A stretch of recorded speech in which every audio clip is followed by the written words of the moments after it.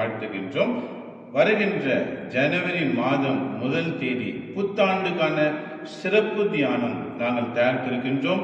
Renewal retreat centre, Bengaluru, near dairy circle அருகிலே 3 நாள் சிறப்பு தியானம் ஜனவரி 1, 2, 3 தேதிகளிலே உங்களுக்காக ஆண்டின் தொடக்கமே கடவுளோடு தொடங்க வேண்டும் என்ற நோக்கத்தோடு 3 நாள் சிறப்பு தியானம்.